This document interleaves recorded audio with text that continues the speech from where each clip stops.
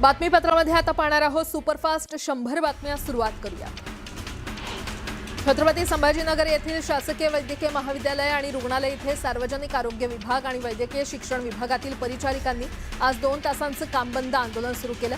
रखडलेली पदोन्नती तातडीने करण्यात यावी तसंच विविध प्रलंबित मागण्या मार्गी लावाव्यात या प्रमुख मागण्यांसाठी जिल्हास्तरीय तीव्र निदर्शनं करण्यात येत आहेत। घाटी रुग्णालयातील सुमारे 500 परिचारिका या आंदोलनामध्ये सहभागी झाल्या असून या कामबंद आंदोलनाचा रुग्णसेवेवर मोठा परिणाम होण्याची शक्यता व्यक्त केली जाते। अहिल्यानगर जिल्ह्यातील शेवगाव नगर परिषदेचे कार्यालय आता शहराच्या मध्यवर्ती भागात स्थलांतरित करण्यात आले। यापूर्वी हे कार्यालय शहरापासून 3 ते 4 किलोमीटर अंतरावर गावाबाहेर असल्याने नागरिकांना विविध कामांसाठी मोठी गैरसोय सहन करावी लागत होती। नगराध्यक्ष माया अरुण मुंडे यांच्या पुढाकारातून हे कार्यालय भाडेतत्वावर शहराच्या मध्यवर्ती ठिकाणी सुरू करण्यात आले।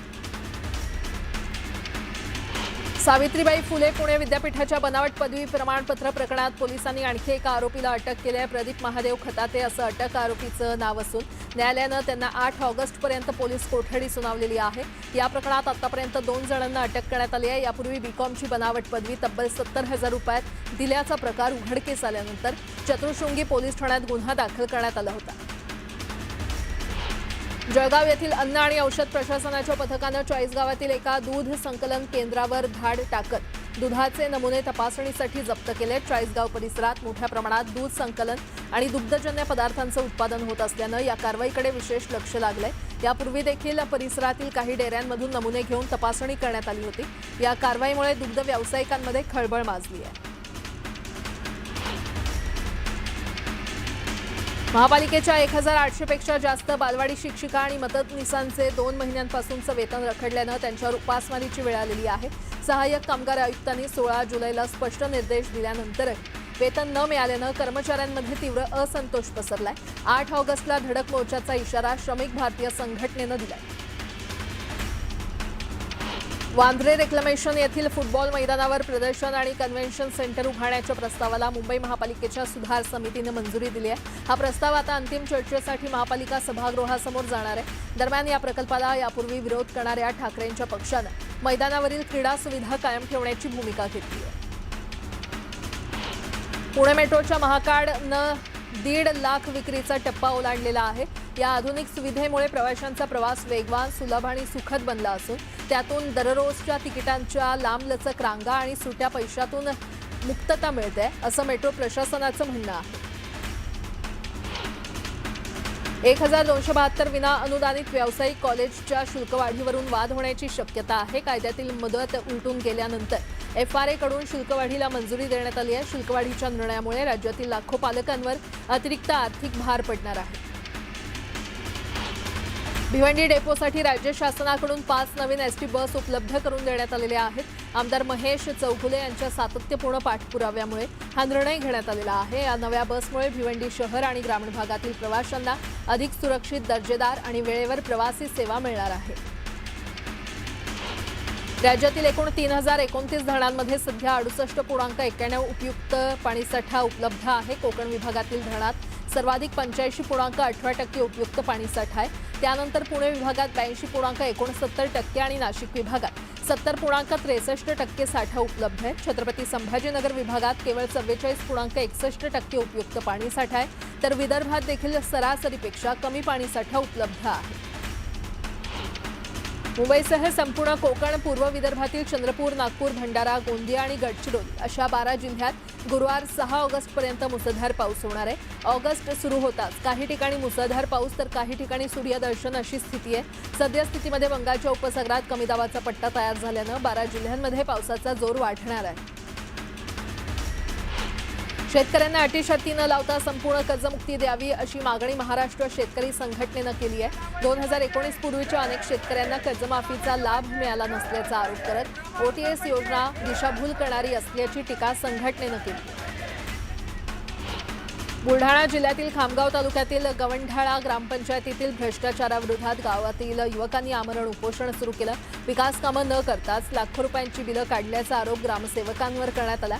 तक्रार करून देखील प्रशासन दखल घेत नसल्याचा आरोप करत भ्रष्टाचाराची सखोल चौकशी करून दोषींवर कारवाई करण्याची मागणी आंदोलकांनी केली। जालना नांदेड समृद्धी महामार्गावरील प्रलंबित जमीन अधिग्रहण आणि मोबदल्याच्या प्रश्नावर उपमुख्यमंत्री एकनाथ शिंदे यांनी आढावा घेतला। जालना आणि घनसावंगीतील 112 हेक्टर जमिनीच्या प्रकरणी शेतकऱ्यांनी विभागीय आयुक्तांकडे दाद मागावी असे निर्देश देत 2 महिन्यात वर्गवारीचा प्रश्न निकाली काढून वाढीव दरानुसार मोबदला देण्याचे आदेशही शिंदेंनी दिले। मुंबईत पावसाळी आजारांनी ठाण मांडलंय। गेल्या वर्षीच्या जुलैच्या तुलनेत यावर्षी डेंग्यू, मलेरिया, गॅस्ट्रो, लेप्टो आणि स्वाईन फ्लूचे रुग्ण दुपटीनं वाढलेत। एकाच महिन्यात मलेरियाचे 1380 रुग्ण आढळलेत। त्यामुळे मुंबईत पावसाळी आजारांचा ताप वाढलेला आहे। राज्यात सुरू असलेल्या मतदार याद्यांची विशेष सखोल फेरतपासणी मोहिमेत तात्पुरत्या स्थलांतरित मतदारांना आता त्यांच्या मूळ ठिकाणीच एसआयआरची प्रक्रिया पूर्ण करण्यास परवानगी देण्यात आलेली आहे। त्यामुळे मुंबई, ठाणे, पुणे आणि नागपूर अशा मोठ्या शहरातील पुनर्विकास प्रकल्पांमुळे स्थलांतरित झालेल्या लाखो मतदारांना दिलासा मिळाला। राज्यात मृगबहरातील फळ पिकांसाठी फळपीक विमा योजना राबवली जाते। यंदा सोमवार अखेर 85,383 शेतकऱ्यांनी नोंदणी केलेली आहे। गेल्या वर्षी 52,121 शेतकऱ्यांनी नोंदणी केली होती, तर गेल्या वर्षीच्या तुलनेत 33,262 शेतकऱ्यांनी जास्त नोंदणी केलेली आहे।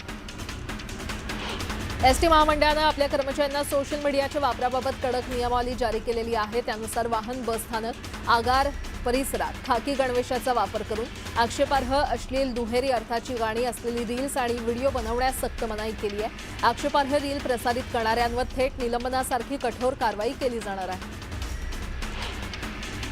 मुंबई महापालिकेनं 5 वॉर्डमधील खड्डे आणि बॅड पॅचेस मास्टिक अस्फाल्ट वापरून भरण्यासाठी कंत्राट काढले। या कामासाठी पालिका सुमारे 3.84 कोटी खर्च करणार आहे। पावसाळ्यातील खाडे दुरुस्ती करण्यासाठी महापालिकेनं कंत्राट काढलं असून ते मंजुरीसाठी येत्या स्थायी समितीमध्ये येणार आहे। पावसाळा सुरू होताच शहरात स्वाईन फ्लूच्या रुग्णसंख्येत वाढ झालेली आहे। जानेवारी ते 1 ऑगस्ट दरम्यान 34 रुग्णांची नोंद झाली असून त्यापैकी सर्वाधिक 21 रुग्ण जुलै महिन्यात आढळलेले आहेत। लक्षणं दिसल्यास तातडीनं डॉक्टरांचा सल्ला घ्यावा असं आवाहन करत महापालिकेनं सर्व रुग्णालयांना सतर्क राहण्याचे निर्देश दिले। कामगार विभागानं 13 जुलै रोजी काढलेला अध्यादेश रद्द करण्याच्या मागणीसाठी धाराशिवमध्ये कामगार संघटना आक्रमक झाली। जिल्हाधिकारी कार्यालयासमोर धरणे आंदोलन करत हा निर्णय बांधकाम कामगारांवर अन्याय करणारा असल्याचा आरोप आंदोलकांनी केला। मागण्या मान्य होईपर्यंत आंदोलन सुरू ठेवण्याचा इशाराही संघटनांनी दिलाय। राज्य शासनाच्या विविध शासकीय विभागांच्या अधिक गतिमान आणि सुलभ कार्यपद्धतीच्या दृष्टीनं एअर इंडिया इमारतीचं नूतनीकरण करण्यात येणार आहे। नूतनीकरण करताना लोकाभिमुख प्रशासकीय रचनेला प्राधान्य देण्याचे निर्देश मुख्यमंत्री फडणवीस यांनी दिलेत। वर्षा निवासस्थानी मुख्यमंत्री फडणवीस यांच्या अध्यक्षतेखाली एअर इंडिया इमारतीसंदर्भातील सादरीकरण करण्यात आले। आता एक मोठी बातमी। बाळूमामा मंदिरात धर्मादाय सहआयुक्त निवेदिता पवार यांनी केलेला आणखी एक कारनामा आता पुढे आलाय। बाळूमामा मंदिर ट्रस्टचा सीईओ नेमताना तो केवळ एका साध्या अर्जावर नेमला गेल्याचं उघड झालंय। संजित कदम यांना ही ऑर्डर साध्या पेनानं लिहून एका साध्या कागदावर दिली गेली असल्याची धक्कादायक माहिती समोर आली आहे। याच ऑर्डरचा आधार घेत संजित कदम अद्यापही सीईओ म्हणून कार्यरत आहेत। त्याच्याकडे ना शैक्षणिक पात्रता आहे ना अनुभव, मात्र असं असताना त्याची केलेली नेमणूक वादात ठरली आहे। या नेमणुकीत कोणता अर्थ दडला होता याबाबत आता अनेक सवाल उपस्थित होत आहेत।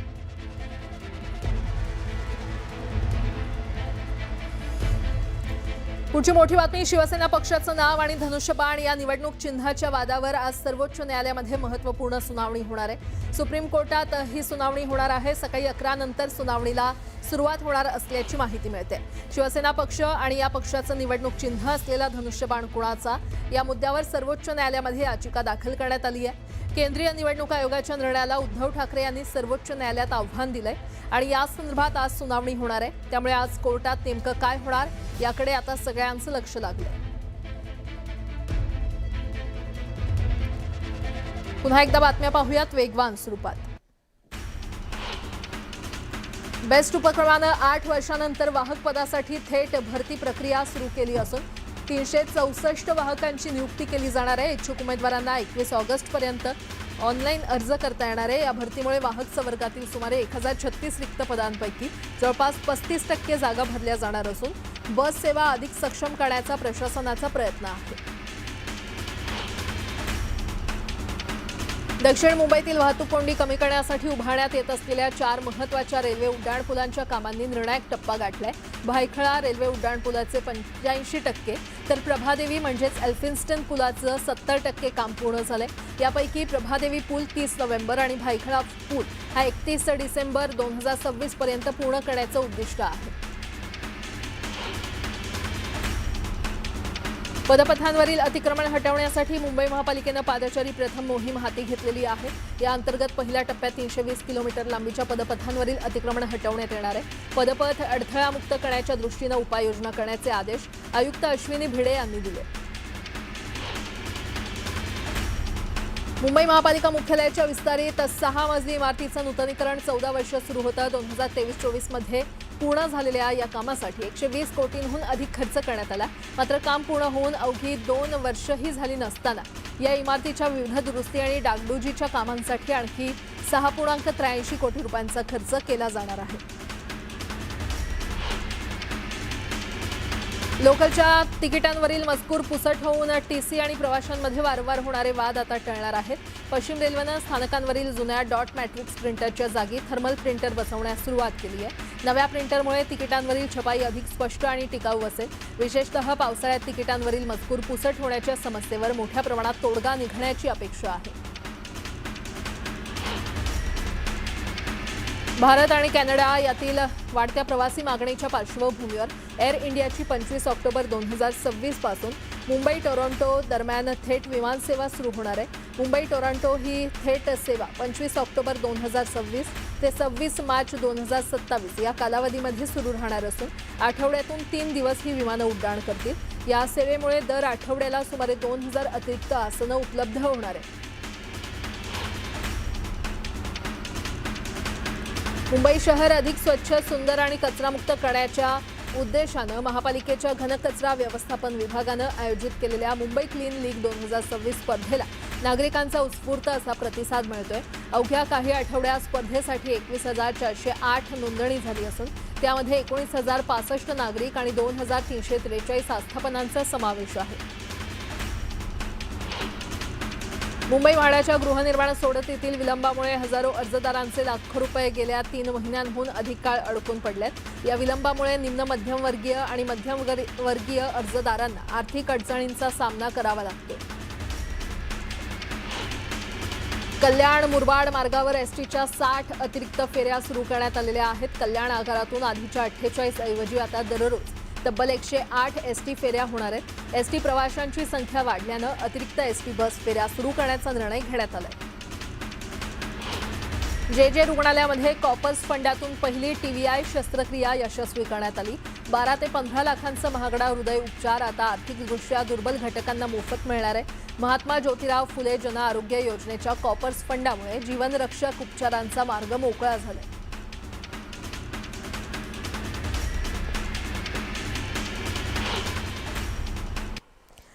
एक मोठी बातमी, भोंदू अशोक खऱ्याचं बनावट बँक खातं आणि आर्थिक व्यवहार प्रकरणात शिर्डी पोलिसांनी समता पतसंस्थेच्या राहता शाखेचा व्यवस्थापक मिलिंद बनकरला अटक केली आहे। 57 भक्तांच्या कागदपत्रांचा वापर करून अशोक खऱ्यात नामनिर्देशित असलेली तब्बल 100 खाती उघडण्यात आल्याचं तपासात समोर आलंय।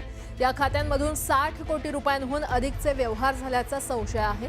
या प्रकरणात अशोक खरात आधीच पोलिसांच्या ताब्यात असून शाखा व्यवस्थापकाच्या अटकेनंतर तपासात आणखी महत्त्वाचे खुलासे होण्याची शक्यता आहे।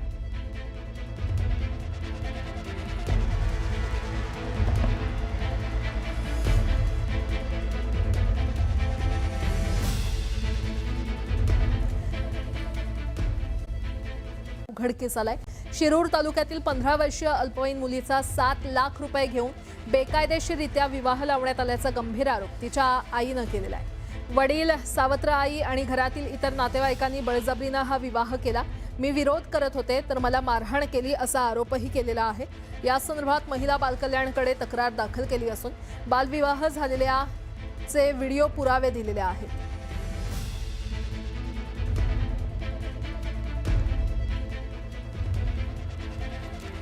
पुन्हा एकदा बातम्या पाहूयात वेगवान स्वरूपात।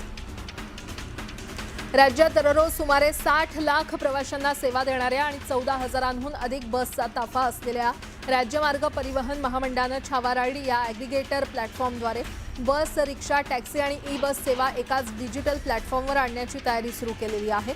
या प्रकल्पासाठी ॲपचे तंत्रज्ञान विकसित करण्यासाठी निविदा प्रक्रिया सुरू आहे। राज्याच्या विविध शहरांमधील डम्पिंग ग्राउंडवर कचऱ्याचे ढीग वर्षानुवर्ष साचून डोंगर झालेले आहेत।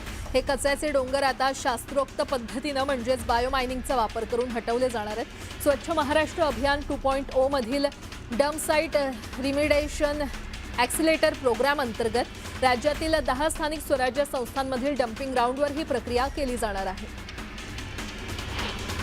राज्यात यंदा योग्य प्रमाणात पाऊस झाल्याने डाळिंब पिकाला मोठा फायदा झाला असून महाराष्ट्रात डाळिंबाचं उत्पादन वाढले। त्याचा परिणाम आता मुंबईच्या घाऊक फळ बाजारात देखील दिसून येतोय। बाजारात डाळिंबाची आवक वाढल्याने दरात घसरण झालेली आहे। यापूर्वी 100 ते 150 रुपये किलो दराने विकले जाणारे डाळिंब आता 80 ते 100 रुपये किलो दराने उपलब्ध होत असल्याने ग्राहकांना दिलासा मिळालाय।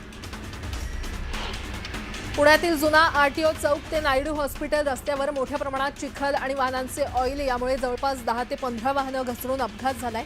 त्यामुळे अग्निशमन दलाकडून या मार्गाचं काम सुरू आहे। हरियाणातील झज्जरला मुसळधार पावसानं झोडपून काढलंय। या पावसामुळे शहराच्या मुख्य बाजारपेठेमध्ये पाणी भरलं। या पाण्यातून वाट काढताना नागरिक आणि वाहन चालकांचे चांगलेच हाल झाले। उत्तर प्रदेशातील मथुरेला मुसळधार पावसाने झोडपून काढले। शहरातील रस्ते पाण्याखाली गेले असून वाहतूक धीम्या गतीने सुरू आहे। या पावसाचा मोठा फटका इथल्या नागरिक आणि पर्यटकांना बसलाय। हरियाणाच्या अंबाला इथे देखील मुसळधार पाऊस झालेला आहे। पावसामुळे शहराच्या काही भागात पाणी साचलं। या पावसामुळे शहरातील वाहतूक धीम्या गतीने सुरू आहे।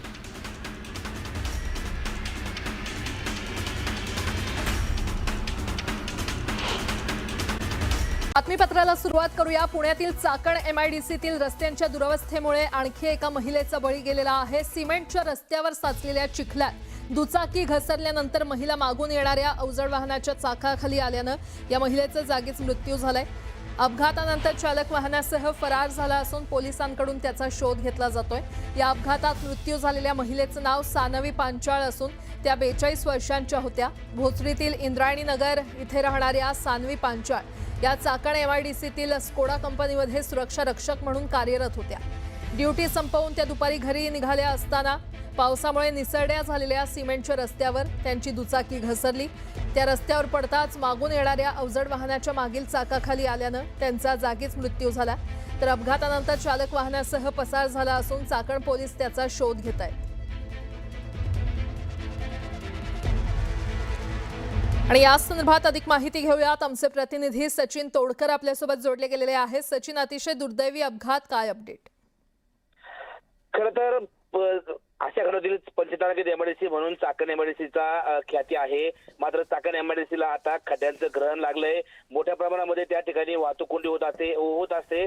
त्याचबरोबर आता जो गेले काही दिवस सतत पाऊस चालू आहे, त्या पावसामुळे ड्रेनेज व्यवस्था व्यवस्थित नसल्यामुळे रस्त्यावरती राडारोडा आलाय, चिखल आलाय आणि एका अशाच काँक्रीटच्या रस्त्यावरती आलेल्या चिखलामध्ये ही महिला जी आहे त्या महिलेची स्कूटर घसरली आहे आणि ही महिला घसरल्यानंतर मागून येणारी जी गाडी आहे त्या गाडीखाली आल्यामुळे या महिलेचा दुर्दैवी अंत झालाय। खरं तर हा जो काही प्रकार आहे याला सर्वस्वी प्रशासन जबाबदार आहे असंच म्हणावं लागेल। कारण की ज्या पद्धतीने ड्रेनेज खुलं करणं गरजेचं होतं त्या पद्धतीने ड्रेनेज खुलं केलेलं नाहीये। आपण पाहिलं असेल गेल्या महिनाभरापासून चाकण जे आहे हे पूर्ण तुंबनगरी झाली आहे। ठिकठिकाणी पाणी साचतंय। त्याचबरोबर राडारोडा जो आहे हा संपूर्ण राडारोडा रस्त्यावरती आलाय आणि त्यामुळे अपघात घडता येतात आणि अशा प्रकारे निष्पाप नागरिकांना जे आहे आपले जीव गमवावे लागत आहेत। ठीक आहे सचिन, धन्यवाद या संपूर्ण माहितीसाठी।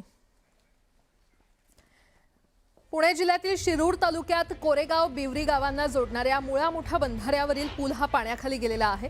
या पुलावरून दुचाकी घेऊन जाण्याचा प्रयत्न एका तरुणाच्या जीवावर बेतला। पाण्याच्या प्रवाहामुळे तोल जाऊन हा तरुण पुरातून वाहून गेला। याबाबत माहिती मिळताच बचाव पथक आणि स्थानिक ग्रामस्थांनी शोध मोहीम सुरू केली। तर जीव धोक्यात घालून पुराच्या पाण्यात न जाण्याचं आवाहन प्रशासनानं केलं। अरे दुसरा बोट डेंजर जाईल त्याला धरा जाऊन। अरे गेलं गेलं गेलं। पुणे जिल्ह्यातील डिंभे धरणातून 20,000 क्युसेक वेगानं पाण्याचा विसर्ग सुरू असल्यानं घोड नदीला पूर आलेला आहे आणि या पुरामुळे बेल्हे जेजुरी महामार्गावरील लखनगाव चांदोह येथील पूल पाण्याखाली गेला असून शिरूर आणि आंबेगाव तालुक्यातील संपर्क तुटलाय। सह्याद्री परिसरात सुरू असलेल्या मुसळधार पावसामुळे डिंभे धरण ओव्हरफ्लो झालं असून महिन्याभरात दुसऱ्यांदा हा पूल पाण्याखाली गेलाय। नदीकाठच्या शेतांमध्ये पुराचं पाणी शिरल्यानं पिकांचं मोठं नुकसान झालंय। तसंच गेली 5 वर्ष रखडलेल्या नव्या पुलाच्या कामावर स्थानिकांनी तीव्र नाराजी व्यक्त केली आहे। संपर्क तुटलेला आहे आंबेगाव शिरूरचा आणि हे रखडलेलं काम आहे हे 4 ते 5 वर्ष झाले चालू आहे। हे पूर्ण व्हावा अशी मागणी। आंबेगाव आणि शिरूर 2 तालुक्यांना जोडणारा हा पूल आहे, परंतु तुम्ही आज परिस्थिती पाहत असाल तर कशा प्रकारे पाऊस चालू आहे या आपल्या शिरूर आंबेगावच्या भूमीमध्ये। आणि या ठिकाणी वरची जी धरणं आहे, डिंबे असेल किंवा अनेक कुठली धरणं असेल, ती तुडुंब भरलेली आहे। आणि आज जर परिस्थिती जर तुम्ही पाहत असाल तर या पुलाची परिस्थिती पहा काय आहे। पुलावरून पाणी चाललेलं आहे, तुम्ही पाहू शकता ही परिस्थिती काय आहे। त्याच्यामुळे सर्व ग्रामस्थांना विनंती की या पुलावरनं जाण्याचा कोणी प्रयत्न करू नका। जळगाव जिल्ह्यातील भडगाव तालुक्यात झालेल्या अतिवृष्टीमुळे 63 गावातील शेतीचं मोठ्या प्रमाणात नुकसान झालेलं आहे। प्राथमिक अहवालानुसार 2265 हेक्टर क्षेत्र बाधित झालं असून 3455 शेतकरी प्रभावित झालेले आहेत। अतिवृष्टीमुळे कापूस, मका, केळी, सोयाबीन आणि लिंबू या पिकांना मोठा फटका बसलाय। अनेक ठिकाणी शेतीची सुपीक जमीन खरडून गेली असून गाळही साचलेला आहे। याशिवाय 3 विहिरी ढासळल्या असून गुढे शिवारातील एका शेतकऱ्याची सुमारे 2500 केळीची झाडं पुराच्या पाण्यात वाहून गेली आहेत।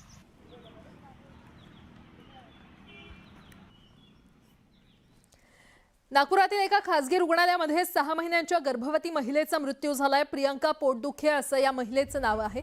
दरम्यान उपचारात हलगर्जीपणा झाल्याचा गंभीर आरोप नातेवाईकांनी केला असून वेळेवर डॉक्टर उपलब्ध नसल्यानं योग्य उपचार मिळाले नाहीत असा दावा त्यांनी केलाय। या घटनेनंतर संतप्त नातेवाईकांनी रुग्णालयात गोंधळ घालत प्रशासनाला जाब विचारला। या प्रकरणात हुडकेश्वर पोलिसांनी योग्य कारवाई करण्याचं आश्वासन दिलंय, मात्र रुग्णालय प्रशासनाकडून अद्याप कोणतीही अधिकृत प्रतिक्रिया आलेली नाही। 1 कोटी रुपयांच्या दरोडा प्रकरणात आरोपी असलेल्या पोलीस हवालदार प्रमिला निकम आणि अजित मिस्त्री यांचा अटकपूर्व जामीन अर्ज पुणे न्यायालयानं फेटाळून लावलाय। या प्रकरणातील इतर संशयितांसोबत आरोपींचा समान उद्देश दिसून येत असल्याचं निरीक्षण न्यायालयानं नोंदवलेलं आहे। दरम्यान या प्रकरणात सरकारी पक्षाला कारणे दाखवा नोटीस बजावण्यात आली असून पुढील सुनावणी 6 ऑगस्ट रोजी होणार आहे।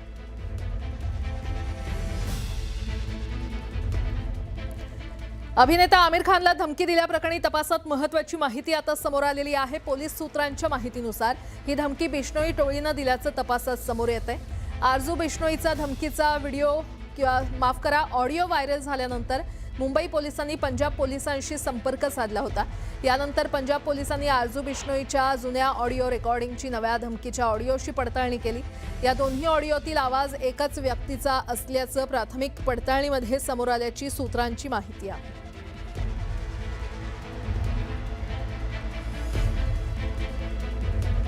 तर आमिर खानला बिश्नोई टोळीकडून धमकी देण्यात आली असल्याचं समोर आलेलं आहे। सूत्रांच्या माहितीनुसार ही धमकी बिश्नोई टोळीनं दिल्याचं तपासात समोर येतंय। आरजू बिश्नोईचा धमकीचा ऑडिओ व्हायरल झाल्यानंतर मुंबई पोलिसांनी पंजाब पोलिसांशी संपर्क साधला होता आणि यानंतर पंजाब पोलिसांनी आरजू बिश्नोईच्या जुन्या ऑडिओ रेकॉर्डिंगची नव्या धमकीच्या ऑडिओशी पडताळणी केली। या दोन्ही ऑडिओतील आवाज एकाच व्यक्तीचा असल्याचं प्राथमिक पडताळणीमध्ये समोर आल्याची सूत्रांची माहिती आहे।